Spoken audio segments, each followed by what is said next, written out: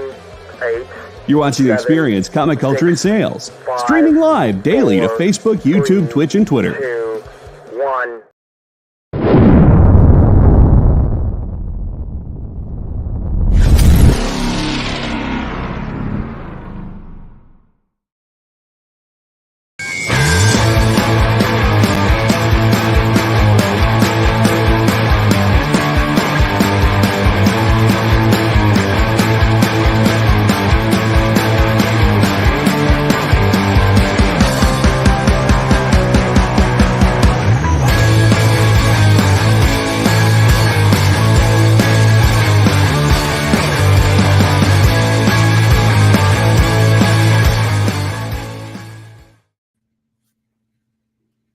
Hello, everybody. It's time for a Minute to Skim It. I see that Eddie's already in, and so is Sean. I'm here. Poor Kyle has spent many hours awake and or driving. I've spent many hours awake and or driving. We're both sleepies. I drove as far in the last 2 weeks, and I drove as far as in the last 2 weeks as it would take for me to drive from here to you and back. And then in the last 24 hours, I've driven from me to Oklahoma. So I'm almost to you. That's a lot Essentially. of miles, man. In terms of just distances. So many the miles. Yes. Mine was more just like an hour out and an hour back every day. Not too bad. Cool convention. Yeah, no. Excited for next week. 9 hours one way, 9 hours back. And then while I was there, about 1,000 miles in 8 block circles. Oh, wow. Hey, John. We got cool Hello. books to talk about today. We're just catching up a little bit. Are we supposed to call Spilios Castledale? Jay always has. I've felt a little weird because his name is actually Frank. No one actually called him Castle. Like, now we're calling him the guy from the Nathan Fillion show who was actually called Castle. Like, so do you want to be Nathan Fillion or do you want to be the Punisher? Because, like, if you want to be the Punisher, then you got to be Frank.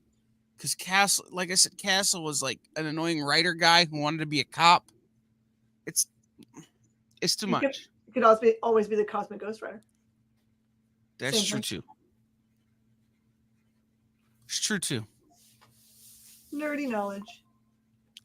As big as It's Castle true. and most Punisher, so it fits. Excellent. Very nice. All right, what do we got first? Let's talk about comics. Yeah, let's do first.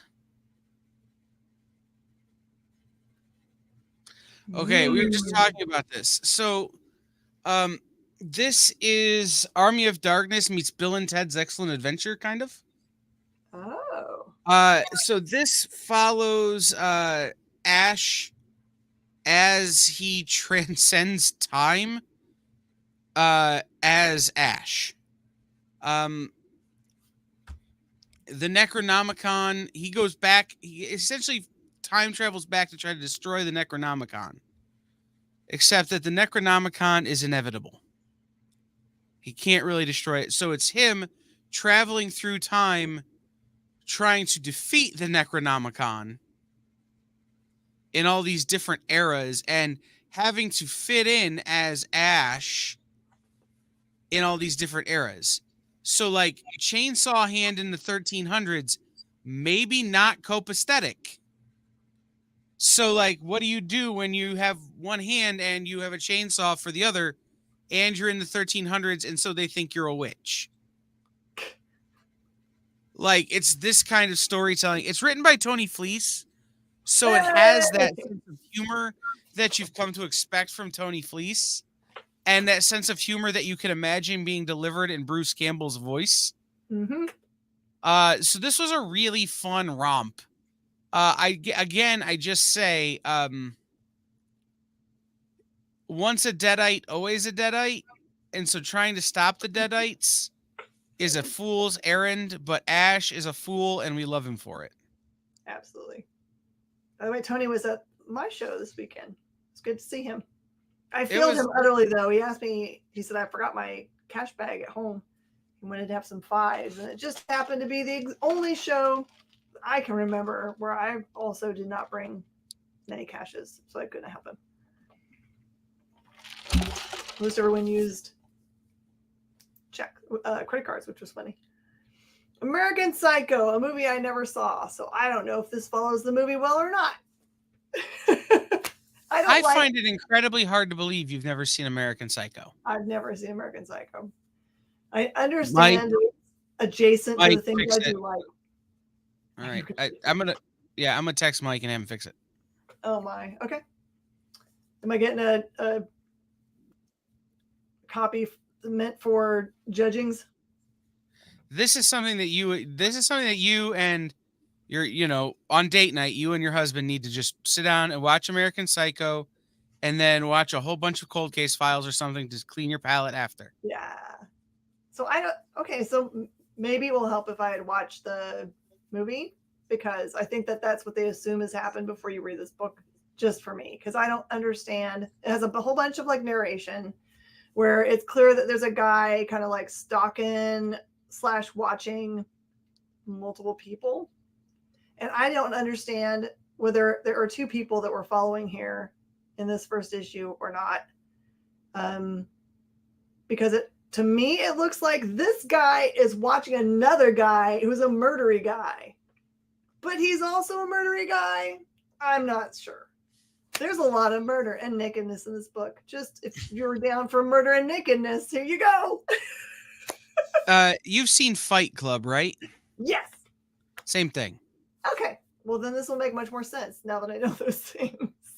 It's really cool. I mean, I think there's some things, like there's other books that are kind of like this where I read them and I was like, if the artist had done a better job of differentiating the art between two main characters and they didn't wear the same clothes a lot, then I would be able to figure them out. And I felt like most of the time, all the characters were wearing the exact same white shirt and pants.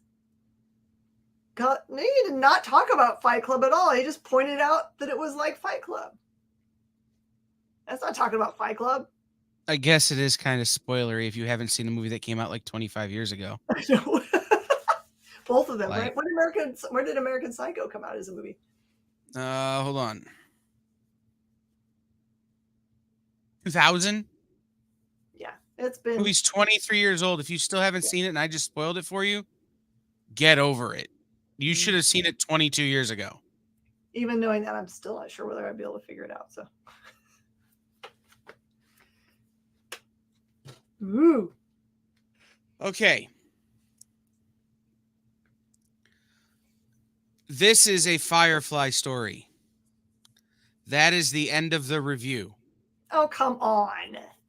No, it is. This does nothing that isn't Firefly, right? It isn't like other Firefly stories we got where Kaylee is the captain or where Jane is the main character. This is a very traditional Firefly story. It does have a little bit more of a space western element, and like you can see it on the cover. Mm-hmm. This isn't the cover I saw when I read it. It does have a little bit more space westerny than some of the stuff we've seen recently in the Firefly universe. You know, a little more gunslingery. There is a panel that sticks out where Mal and Jane are dressed like French maids and the women are dressed like big burly mustached guys. Perfect. Which is a very funny like series of events. Mm-hmm. But like when I say that this is a Firefly story, I mean, it doesn't change the narrative. It doesn't change the canon. This feels like it could have happened right after the series ended. Mm-hmm. And not all these years later with all of the expanded universe that has happened in the Firefly universe in comics. Right. So it sort of feels out of time now, but it feels just like Firefly. The way didn't I read the first one? Isn't this one of these things where they get blamed for they get back someone double does them, and they were doing a heist. Right. I mean, it's like they get double crossed. They take the blame for something they didn't do. Like it's all that kind of A-line, mainline Firefly history. Mm-hmm. Okay, so there was a couple of books this week that I read because I knew that there was something important in them. This is Amazing Spider-Man number 35. Is that correct? And in the last issue, what you saw was that somehow Pete had been combined with something, the Goblin. So they're kind of sharing the same body, fighting over what's going on. So this one kind of like does the through line for that and gives you at the end, I believe, was this one that had new character? Yeah, that looks like a creepy Spider-Man. It doesn't look like that in the book. I apologize. The cover is a lie. Romita Jr. lied here on the cover, but because the Amazing Spider-Man in this series is wearing all black suit, I think. But anyway, it's a great story. You're going to need it for the next part of the chapter, and also if you're collecting first things, you'll need this. Very excited for that book. Okay. Ooh. So my goal is to get Ethan Sachs and Naomi Sachs on the experience now, having read this book. There's a letter at the end of the book that I really should just read as my review and leave it there. But essentially, you know what? Give me 1 second. I'm going to do that. If it's important and it leaves you wanting more. Well, it does, but the main reason I want to do it this way is because Ethan Sachs' own words sell this book better than anything I could say or do or review. This book is the most tragically haunting epic book I've read in a long time. Ooh, uh-oh. So, oh man, I just closed it. And this is Zizaji, so. Right. This is, yes, it's Zizaji. So Naomi Sachs is Ethan's daughter. And the thing is, let me, there are so many beautiful covers, but it goes, the comic book you are holding in your hand started off as a line I wrote in a reporter's notepad 4 years ago as I waited in a hospital cafeteria for the next visiting hours at the pediatric psychology ward. Inside, my daughter was hospitalized with severe depression, anxiety, and suicidal ideation.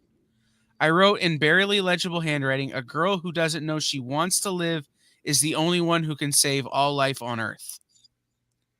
As a father, I felt powerless and racked with guilt that I had missed so many warning signs.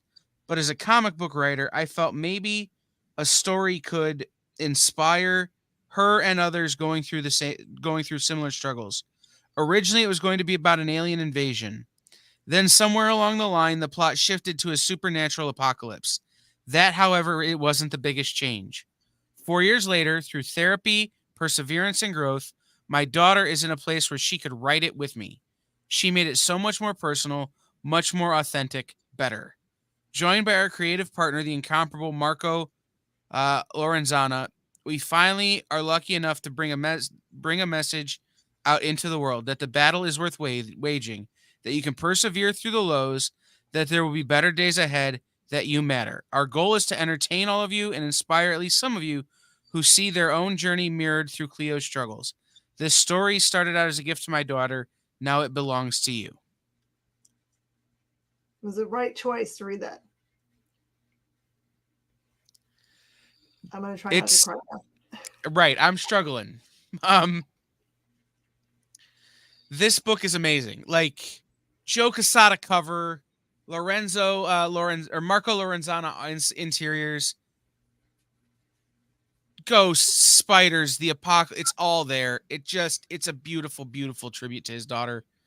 And just read it. Just read it. Oh, okay.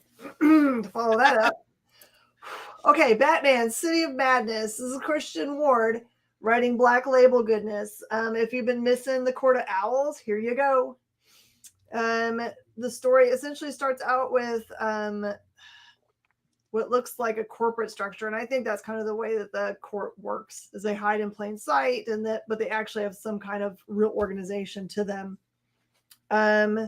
in which you eventually, through lots of other crazy good storytelling, end up down in the deep bowels of this organization's space that has some kind of door from which it's unclear until later on in the story what is behind it and what they're going to use it for. Storytelling is really creative because a lot of this tale is told from the point of view, I believe, of Alfred.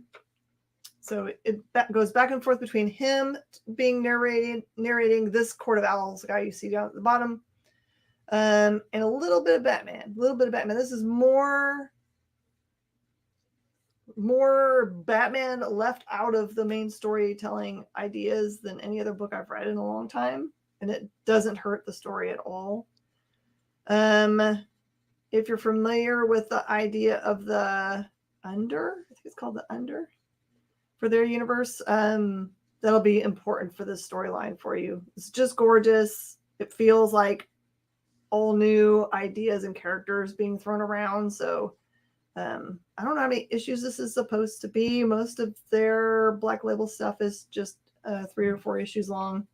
And that feels like the right length for this series. So I recommend it. This is from a non-traditional DC reader. I would absolutely keep picking this up myself.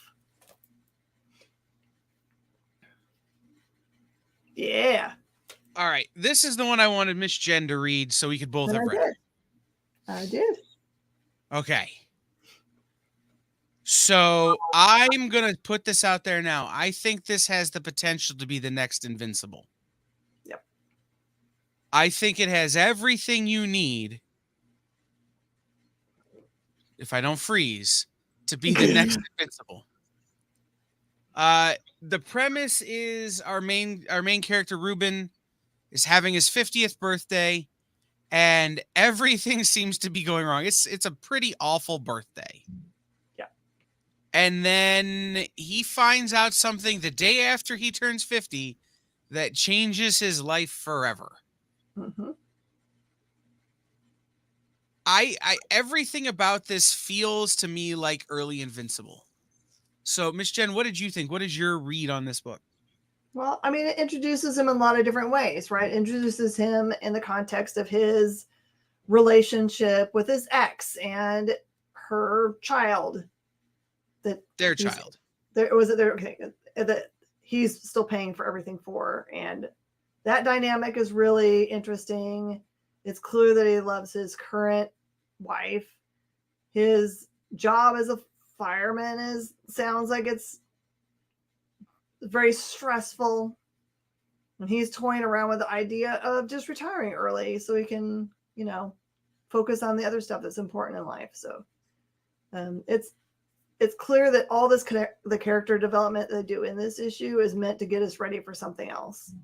So just know that probably the title sub probably tells you enough to let you know where kind of this might be headed.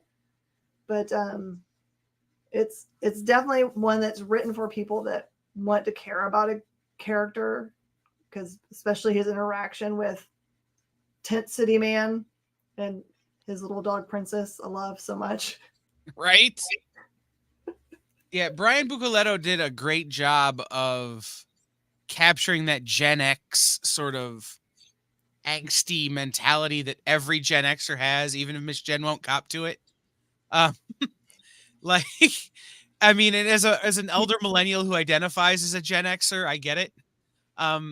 But this really, it's okay. You're midlife. You're at the middle. You're in your middle ground, and you find out something about yourself that changes literally everything.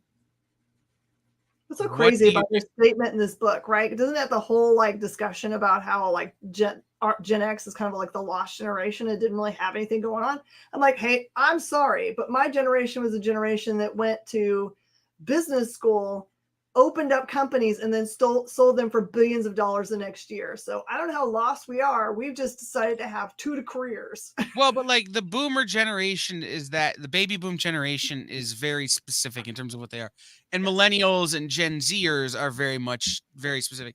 Gen Xers are just kind of the middle ground, right? They're not as jaded as boomers, or they're not as jaded as millennials and Gen Xers, but they're not as, I don't know, whatever as boomers. It's weird. We're taxpayers. Just say it. We're Well, taxpayers. no, Gen Xers, Gen Xers identify with REM, whereas boomers identify with CCR. That's the end of the And world as we know it. well, no, just like that whole idea, that college radio idea, like Sure. REM, Blind Melon, that kind of alt scene, grunge and that kind of stuff. And then my generation's like the Baha Men and Christina Aguilera.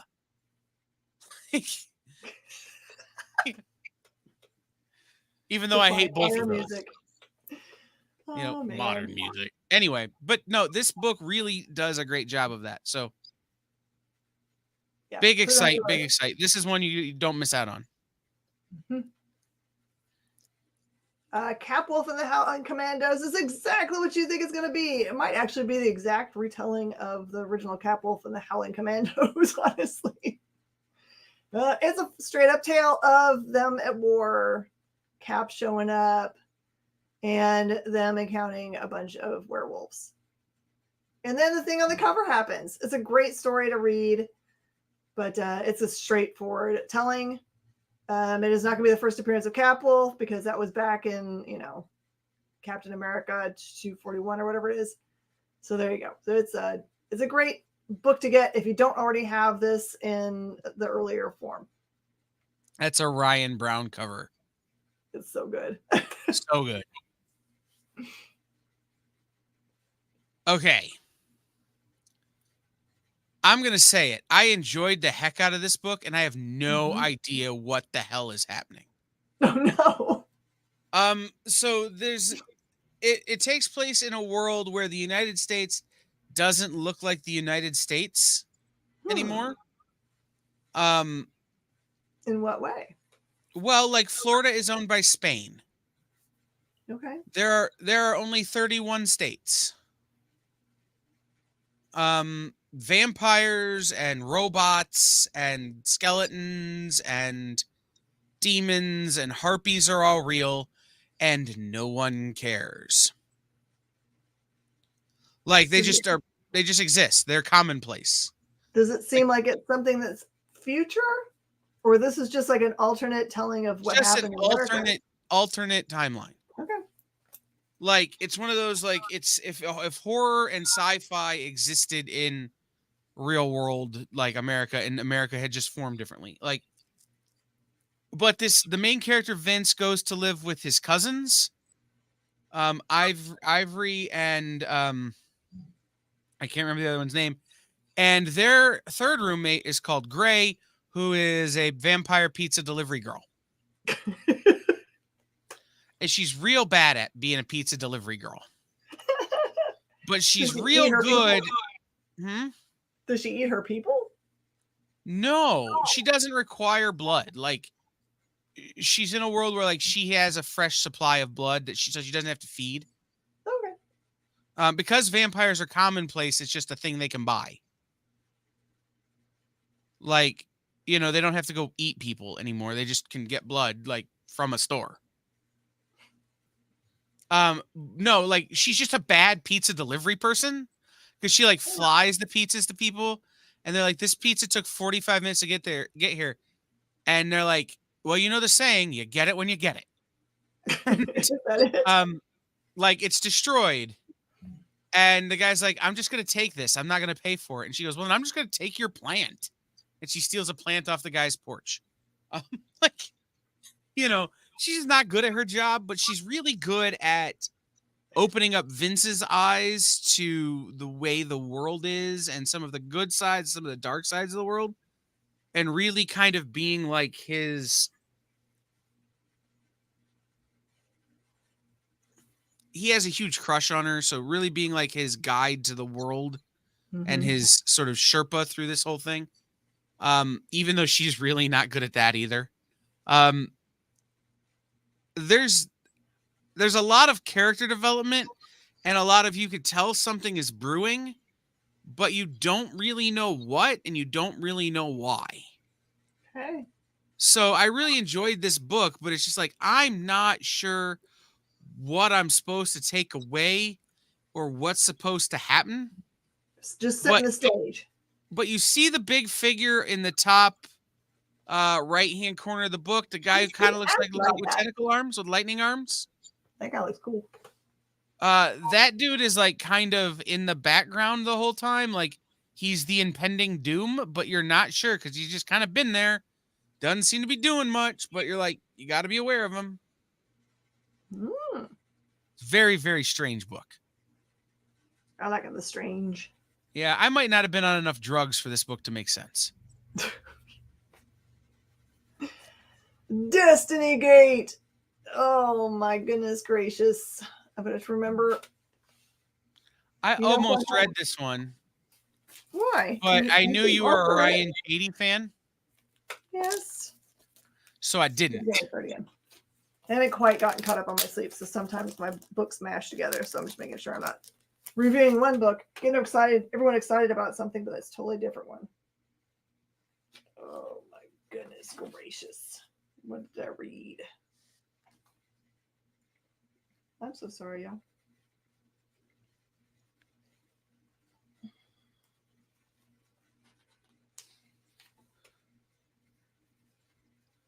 Oh, this was a really, really weird one. I remember now. Okay, so this guy gets on a train to, I guess he's just going home.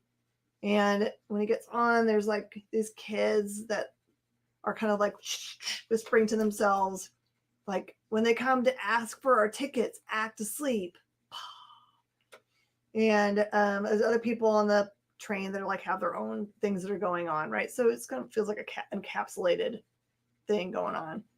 But all of a sudden, it's like part of the storytelling is that something crazy happens and then half the people on the train turn into not humans. I don't know what they're coming after him for, but it's a good beginning of a story and the art is really killer. It's one of those books that doesn't have a lot of words, so it's a pretty quick read. But I'm interested to see what happens next. Everyone's talking about music still. I love it.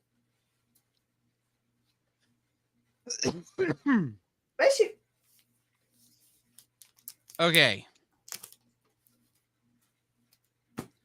So there were a lot of vampires this week in my reading. Oh, goodness. And Operation Sunshine is what if Buffy the Vampire Slayer was actually a vampire herself? And she was like angsty teenage punk rock vampire, but she was 350 years old with a cigarette habit and she's pretty angry.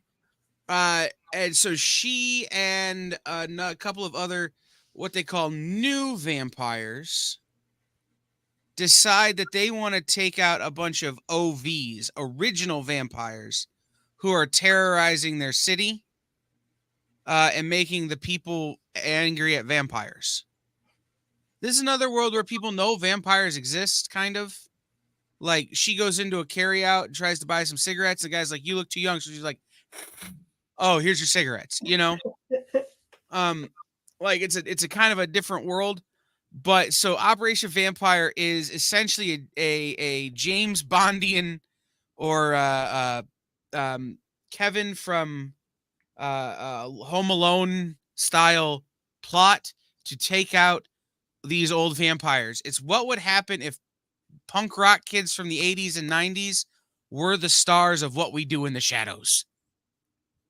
It's very funny. Very interesting. The art is all like this cover. So like if the cover doesn't hit you, it's weird, but it all has this sort of style. It's just a pretty fun little romp with vampires killing vampires to protect people. Um, and like I said, it feels like a sort of a more punk rock New York in the late 80s, early 90s, What We Do in the Shadows. Yeah. Oh, I got a different cover of that one. Okay. So this is the second series, I think, of Earth Divers. The last thing you saw was maybe the ash can that they put out for this.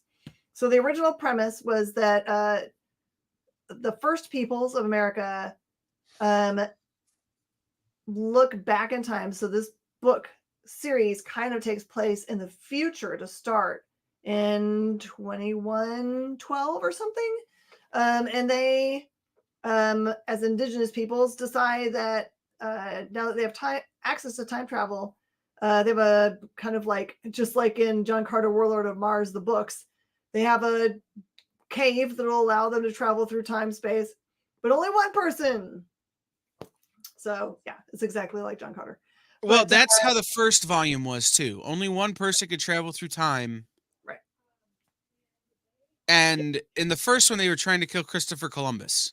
Right. Yeah. So that's the main character was sent back to go do that. They actually do a really good synopsis at the beginning of this, showing you kind of what they had intended and what really happened. Because really, when he goes back in time, he ends up getting captured aboard one of the ships and put in the ship's hold as a prisoner, and things don't all work out the way that he wants until the very end. And it still doesn't change things the way that they expect them to. So when they realize that that has not happened, this is where this book starts. They decide to send someone else back.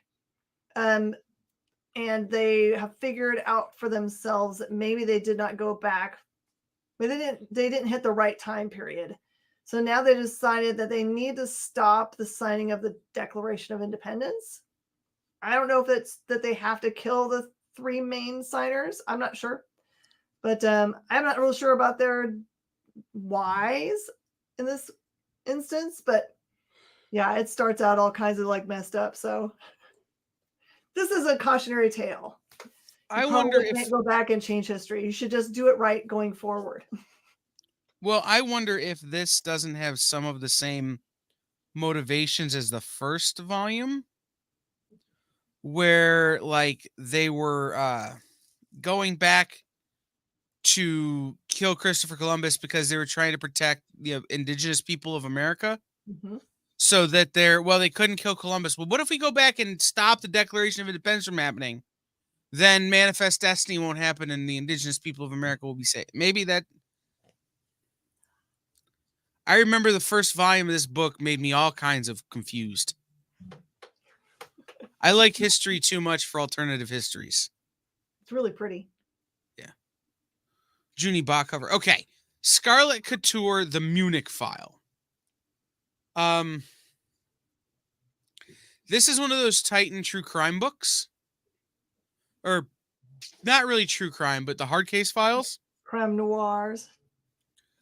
Except it doesn't feel like that. It feels like if Pixar had done a crime noir. The art style is completely inappropriate for the storytelling. The whole thing feels programmed art as opposed to created art, whereas so often with these Titan hard case books, it really does feel like it's watercolors and inks and washes, and it has a very specific style. This feels very modern in its art style with a very not modern storytelling style. That doesn't mean it's bad. It just means it's a little mismatched, in my opinion, and it took me out of it for a little bit. Okay. But essentially, Scarlet Couture is another one of those badass women from the Titan universe who are, spies, mercenaries, killers. But she works in sort of the Russian area, the Soviet area of the world, as opposed to like New York or London, like some of these other ones. So it really is that kind of story. It just, when you look at it, it just feels too computer generated and could take you out of the storytelling. So my suggestion would be, if you like that pulp noir kind of storytelling, focus on the words and not so much the pictures. Because it is a good story. It's just like, were you in a hurry? Like, what happened? Why is this the art we chose? And maybe that will get answered later on in the series, right? There's a reason, but in the first issue, having read it as a PDF, it just feels all sorts of discombobulated. Mom breaks the internet. Oh, yes, she does. All right, so this mom is someone that is in her company, very important for their current success. So she, during the pandemic, for example, wrote new codes and programs that allowed them to excel, still have all of their people work from home and do a good job. It really raised their game. The problem is, in the opening page of this book, is that they are saying all those things to her, but also laying her off. So she's not happy. And there are many other things in her life that are not going well, including her daughter, who is an internet activist, gets into some trouble and goes to jail.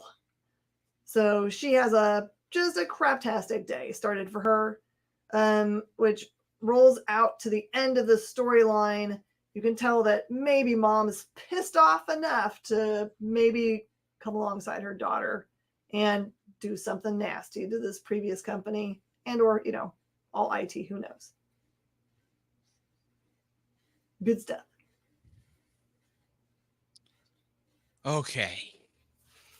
I had a lot of vampires and weirdness, and then I had a lot of like kid friendly this week. It was a very disparate week for me. So this is Sonic the Hedgehog Halloween special. And what you have is and I can't remember their name, and this is one of those things where I wish I was better at my Sonic lore than I am. But these three are a detective agency in the Sonic universe, right? And they're getting ready for Halloween. They're all getting dressed up. And Sonic and Tails are going to show up, and they're going to go trick-or-treating. And this little kid knocks on the door and says that her candy has been stolen. And they decide to take it upon themselves, and stolen by a monster in the woods. And the kid tells a story about how they are lured into the woods by another kid, and then a monster steals their candy.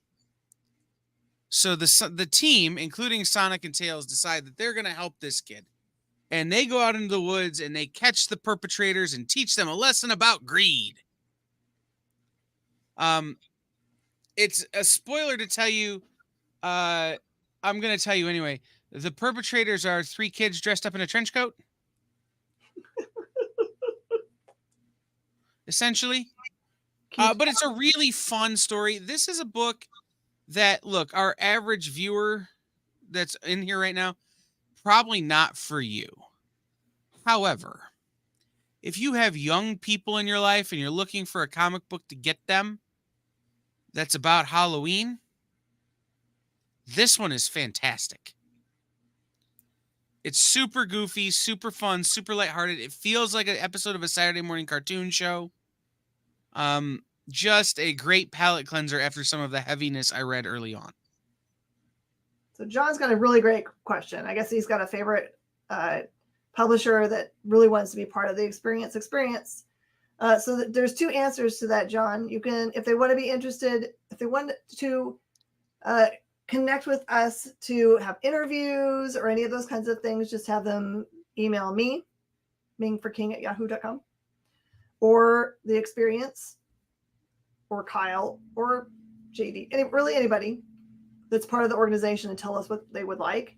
If they want to have their stuff reviewed, though, the best way to do it is to send PDFs the week of release to Jay and Kyle. Because if they have them to read, because right now we're reliant on PDFs that people send us and or orders that come into my store. So if I miss out on something on accident, then I won't have it. So, John, I will shoot you a message on the socials. Probably easier to remember than doing it live on the air like this. But I'll shoot you a message on socials and we'll work it out. We do get some stuff from them, but it's not as frequent as we get other things. I mean, and let's be honest, we just started getting Image regularly like a month ago. So, you know, there's a good way to do it and we'll work that out. Yeah. Next book. Yay. I'm very excited for this. I've been reading more Ablaze of late. I'm going to be 100% real, and I reserve this review for as a cautionary tale. This looked like an amazing book. It has a lot of detail, so many things going on every page, but they made the font so small that my 54-year-old eyes could not read it. Impossible. I would have had to have been an old person and gotten out my phone and used the Zoom, and I refuse. Refuse, I say. Please think about your font size when you are printing comic books. We're not all 13. Although the readers of this book might be. So one of the things Ablaze has been doing is sort of Americanizing, doing American comics with that manga anime vibe. Mm-hmm. Now, it does have Dragon Ball vibes, but this feels a little bit to me more like a Saturday morning Japanese cartoon show. So haven't read it yet. It's on my pull list. I'm getting my copy tomorrow. If it really is small font, I will get out the magnifying glass and read it because I am not ashamed of how old I am. I mean, I would have needed to be home and had the light on. Which is to say, I'm about 107 these days, so I'm not ashamed of it. We'll just deal. Yeah, I think reading a lot of things online and in person, my eyes are just like.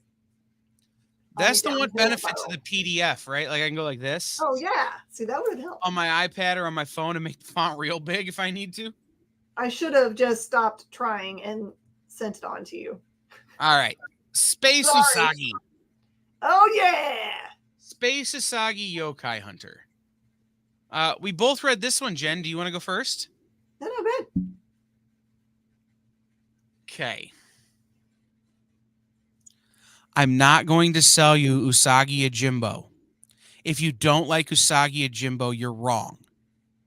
Read Usagi Yojimbo. Agreed. But in this one, Usagi is it's Space Usagi, who's a little different than traditional Usagi. He deals with a little bit more of the horror and sci-fi things, whereas traditional Usagi is a little more traditional. Yes. So in this one, Yokai Hunter, he's fighting ghosts and spirits and demigods in an effort to save a young girl from ghosts and spirits and demigods. And, oh, by the way, he's frustrated by the fact that he has to do this, which is kind of funny. It is funny because it kind of feels a little bit like a progression of stronger and more difficult ones. In his dialogue indicates that, which is hilarious. And it is exactly as promised. You get a new character. This is one not to miss at all because I'm sure that the print run was small, just like things that aren't, Marvel or DC. And they did spoil it themselves by saying that there's a new character, but who this character is might be important to you later. Read Usagi Yojimbo. Don't make me tell you again. And then add Usagi on your pull box list because it has at the very end of the book preview of the book where that new character is going to be important. And there's some killer covers that you will absolutely want to have pulled for you because they're so crazy good. Okay. This is Wesley Dodds' The Sandman, which is your old traditional golden era Sandman, not the one that Kyle is obsessed with, which is also awesome. Although this one is in that one. Is he really in that one? Yes, he's in volume 1. I did not know this. See? Yes. I'm learning all kinds of new things. So this is just traditional storytelling. It feels very of the era. His interactions with them are in the 40s. It's great. It is just straight up awesome Sandman storytelling. If you are younger and you're like, I can't afford to go back and buy original Sandman goodness, this is the way to get there. Yeah, so Wesley Dodd's Sandman appears in the dreams of the little boy whose sister is the oncoming storm in Sandman Volume 1. Okay. When he is locked up in the basement at his aunt and uncle's house. This is one of the characters that Glob and I'm gonna blank on the other one's name because they changed it for the show. They portray. The big thing about this one, guys, and I haven't read it, but it's on my pull list for a reason. Riley Rossimo art. Riley doesn't do a ton of comics anymore. He's doing more traditional, like gallery art. And so when he shows up to do a book like this, just know that it's because it's important. Yep. Okay. Aww. Saturday Morning Adventures, Teenage Mutant Ninja Turtles. So here's the deal.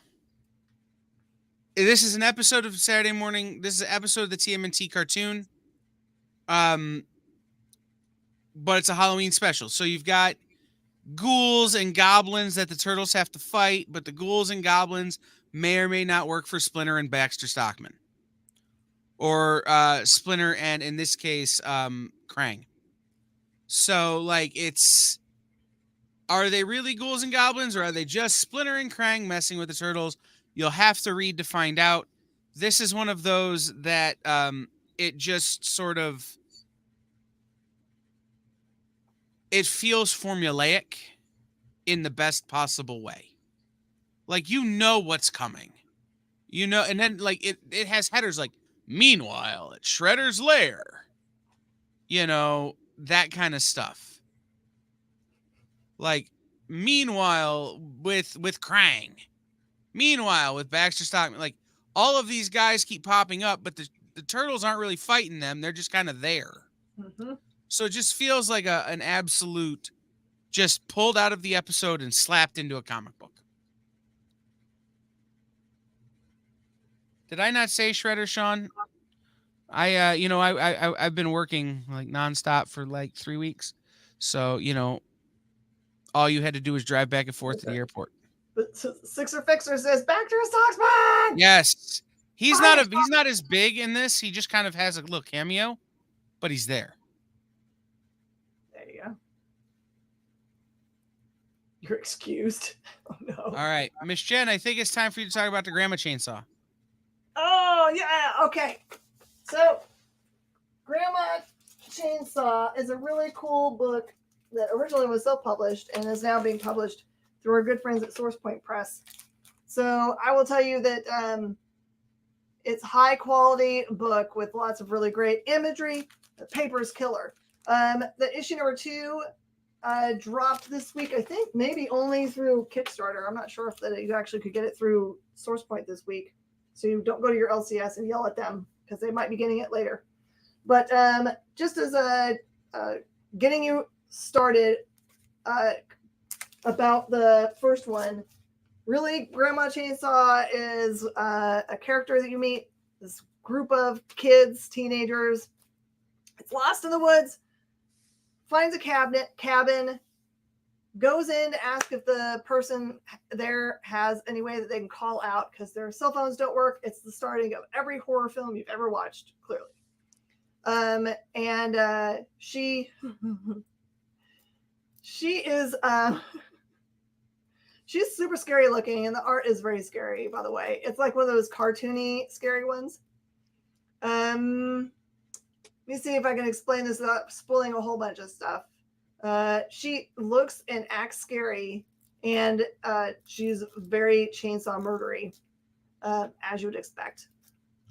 And I'm not really sure if what she's cooking isn't people that have been there before that she offers to everybody in the first issue. So at the very end of issue number 1, just to catch you up, there comes out of the forest this group of people who are introduced by big flashy symbol, name banners. They're like superhero banners. Here's like, imagine if it was like they were introducing the Suicide Squad, right? Suicide Squad, this person, that person, this person, that one, and it ends the issue. The Dead Squad. It's like, what in the world is even happening? It's awesome. I thought that the whole series was going to be really about the grandma just chainsawing everybody, and I was going to get bored with that pretty fast. But this sets it on its head. This is pretty funny. And now these guys are going to be anti grandma chainsaw. I don't know if they're going to make it through this issue. Yes, issue 3 now on Kickstarter. The guys who make Grandma Chainsaw have been friends of ours for a long time, thanks to Jay and Sean and Jenna. So make sure you support them. Kickstarter link in the comments. Oh, yeah. All right. What's next? Okay. Star Trek Halloween. We're running out of time, so I'm going to go fast. If the Borg Collective is making the Universal Monsters and sending them onto your spaceship through the holodeck, the only option is to become Universal Monsters yourself and go back through the holodeck to defeat the Borg Collective. Yes. And that's what happens. So Mr. Data clearly becomes Dr. Frankenstein to defeat the Wolfman, who is part of the Borg Collective.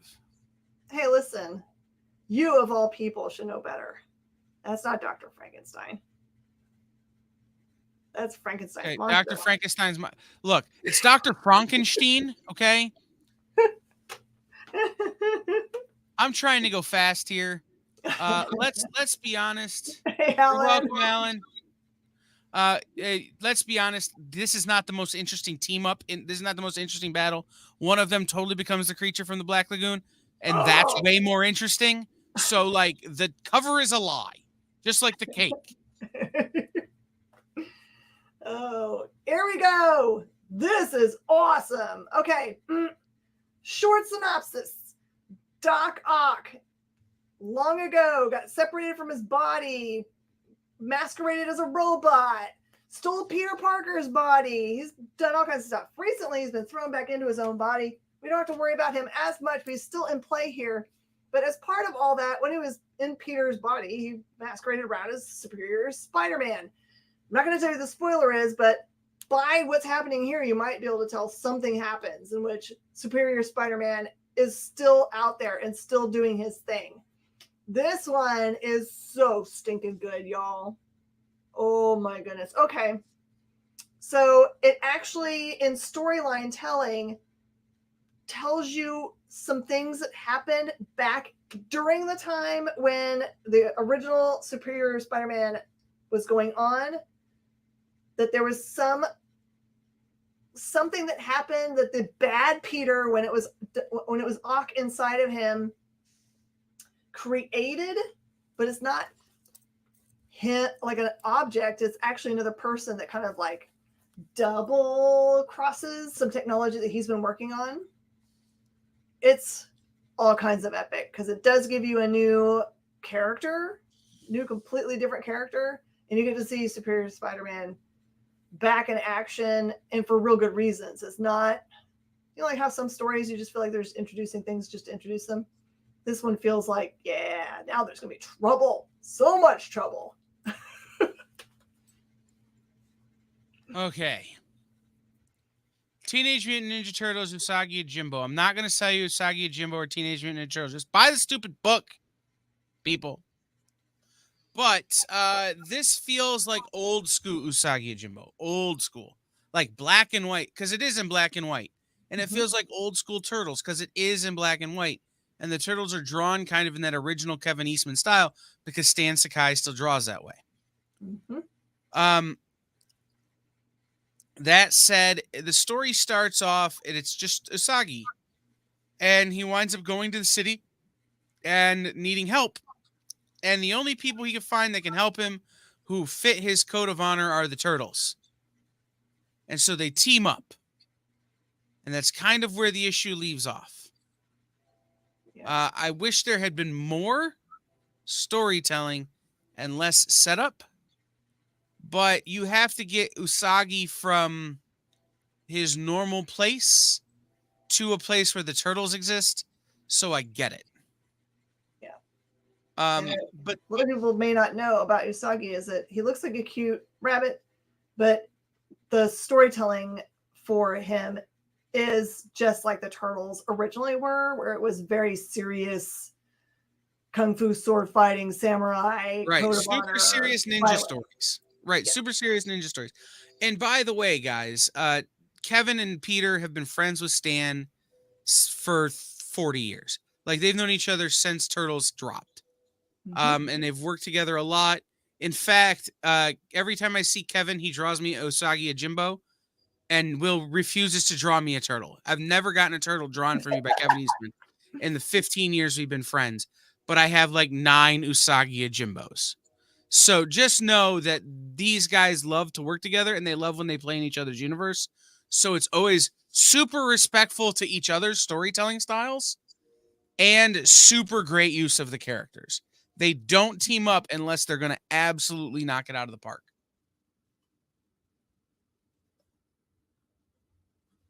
Do you see it? That's it.